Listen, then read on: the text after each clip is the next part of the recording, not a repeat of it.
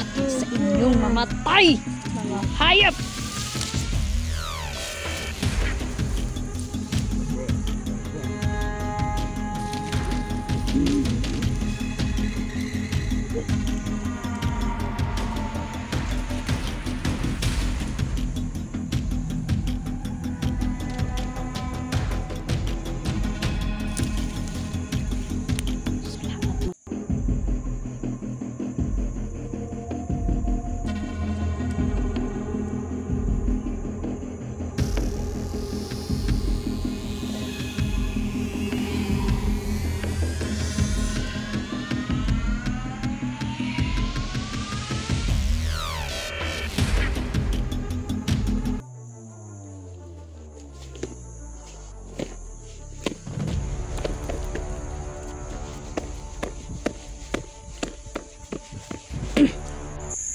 Gandang hapon po sa inyong lahat. Shoutout pala kay Mama Susan tsaka kay Ate Imelda Doke. Maraming salamat po. More blessings po sa lahat. Sa inyo po, ate, tsaka sa lahat po ng mga may mabubuting puso. Maraming salamat po. Tuloy po pa rin tayo sa ating misyon, no? Kaabot na tayo dito. Malayo-layo na ito.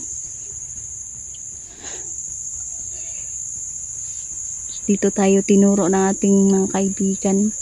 Patuloy pa rin na nawawala ang mga bata. Kaya, unang mission ko talaga, yung mga bata talaga yung goal ko dito. Kay kawawa talaga, no, kung hindi natin mailigtas sa mga bata. Kasi ang dami na pong mga patay na bata na hinulog lang nila ba. Tinapon na nila yung mga bangkay dito sa mga liblib na lugar. Wala nang mga kidney. Wala nang laman loob.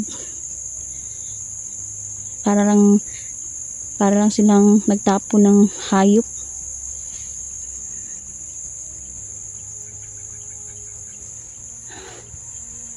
Grabe, napakainit. Kumusta po kayo dyan? Lahat po pala sa nag-greet sa akin sa aking kaarawan. Maraming salamat po. Shoutout din pala kay Sir Jean Soqueto. Sa inyong lahat, di ko na kayo ma-mention isa-isa kasi ang dami nyo po talaga.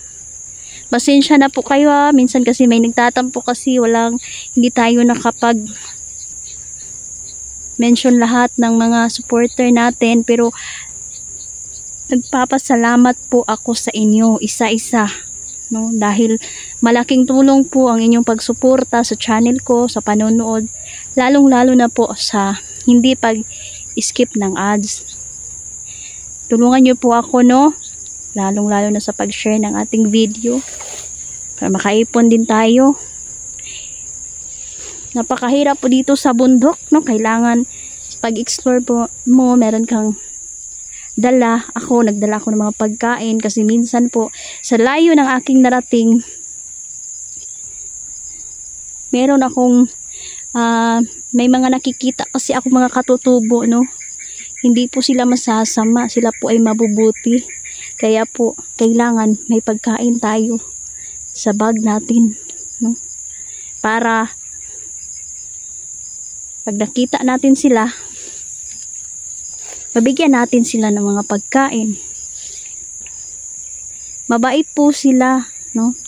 Meron na akong naging kaibigan na isang katutubo, no? Isang mag-ama sila. Naawa po ako kasi ang hirap ng buhay nila. Nahirapan din po sila kasi may mga bandido po talaga na sobrang mapang-abuso sa kanila. Ginagawa lang silang alipin. Gusto ko silang isama sana, pero ayaw ng katutubo kasi mas gusto nila doon sa bundok kasi doon sila gustong mabuhay, gusto nilang mamuhay doon ng tahimik. Sanay din po sila kaya patuloy pa rin po sila na nagtatago. Kaya habang ako po'y nag-e-explore, no, hindi ko talaga makakalimutan na magdala ng mga pagkain para kung may humingi sa atin ng tulong, no? Nahirap kasi dito, tingnan nyo, napakatahimik ng paligid, walang katao-tao, walang tindahan. Ang makakain mo lang dito mga kamuting kahoy, mga saging, maurag yun na gulay. Kahit sardinas, hindi na sila marunong magbukas, wala silang mga kaldero, parang ganun ba. Kaya mas mabuti na maging handa tayo sa pagpunta natin sa bundok kasi marami pong mga nangangailangan po ng tulong, no? Mga taga-bukid po na sila nga tao nga mga maayong tao po na sila, no?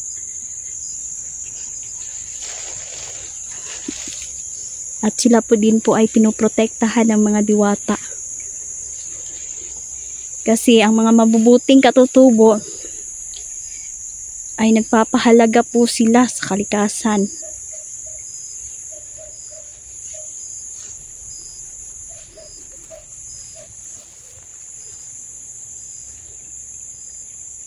High-tech na ang mga bandido kasi may mga sasakyan, may mga motor, may cellphone pa, no? At may mga drone pa yan sila, gina-monitor nila ang mga kalaban, pinaagi sa ilang paggamit sa ilang mga camera. High-tech na kaayo, no? Dahil po sa mga politiko po na grabe, nagpoprotekta sa kanila. Mga general, protektado sila ng mga general, ng mga politiko. Kawawa tayong mahihirap kasi naglalaruan lang nila tayo. Mabuti na meron tayong mga kaibigan na nagpapaalala sa atin, no? At tumutulong sa atin.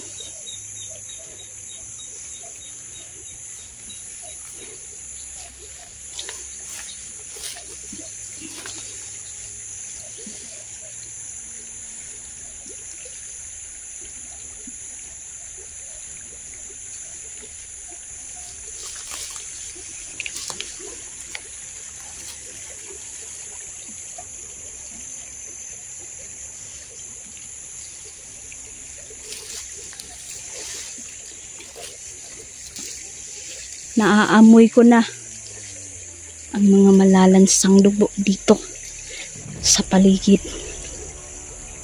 Alam ko na dugo na yon ng mga bandido.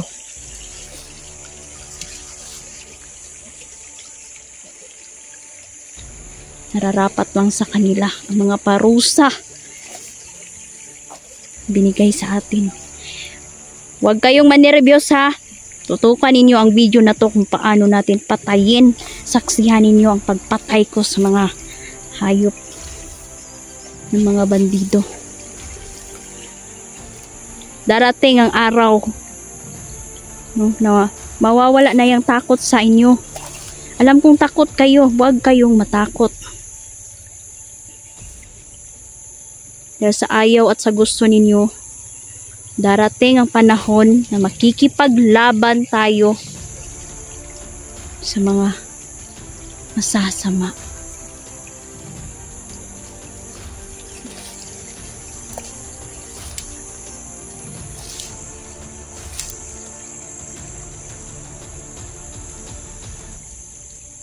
Naririnig ko ang mga yapak ng mga bandido. May nakapasok na dito. Sige, tumapa kayo sa sinumpaang lupa.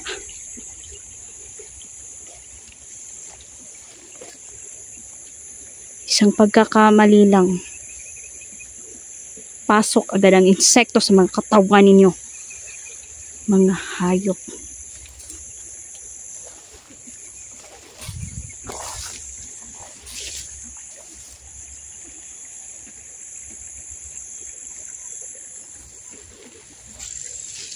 Suka-suka na sila dugo.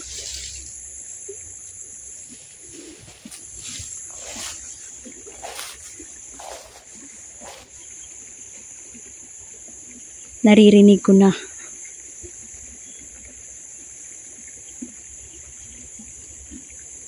Naririnig ko ang sakit.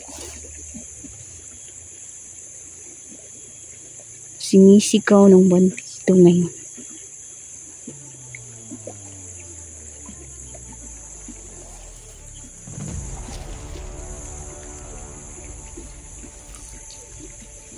May nagtatago dito malapit sa kinatatayuan natin.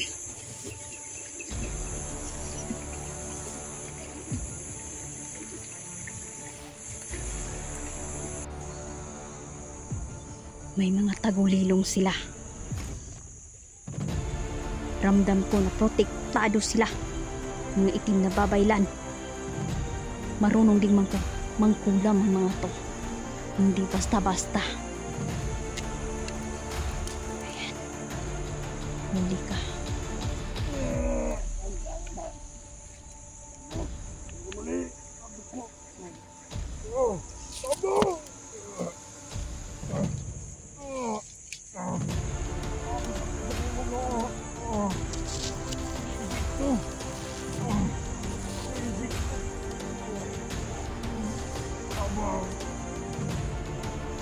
Pati sa inyong mamatay, mga hayop!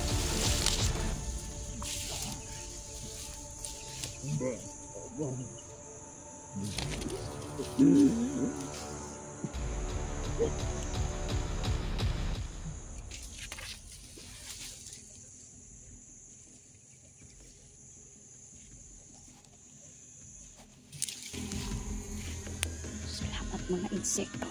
Tinutulungan niyo ako.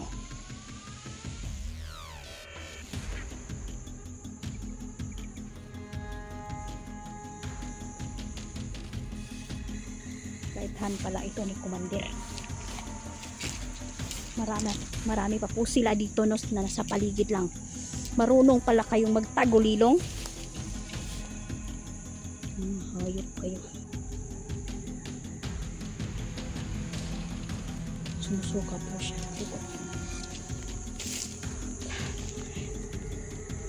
May kasamahan ko. Salamat.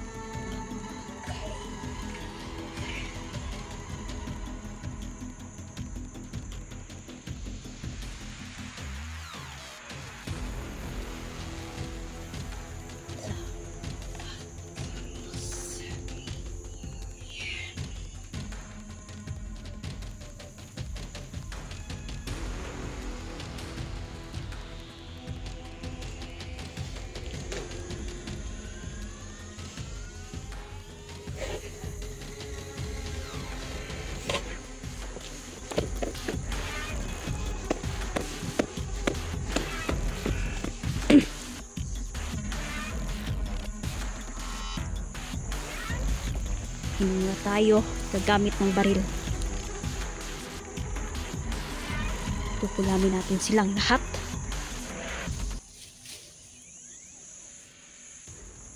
Kapag namatay ka sa kulam, hindi ka na mabubuhay. Kahit libong babaylan pa ang tutulong sa'yo.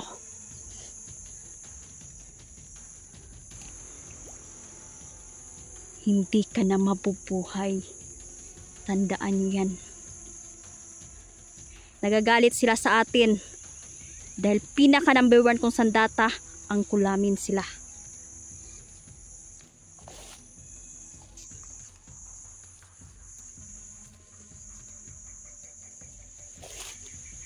Mas mabuting kulamin natin para manghina ang kanilang katawan at hindi na sila makalaban. Wala na silang lakas.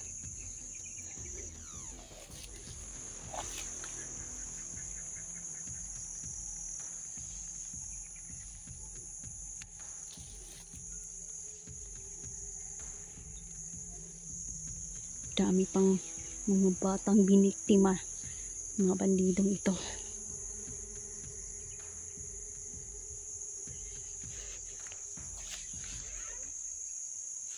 Kampante sa paggawa ng kasamaan dahil may isang politikong malaking tiyan dyan, no? Na wala namang ibang ginawa kundi mangkurap, nakawin ang pera ng taong bayan. Kaya ngayon, paniningil na ang mga kaibigan ko. Mga kaibigan kong diwata sa kanila. Hayop sila.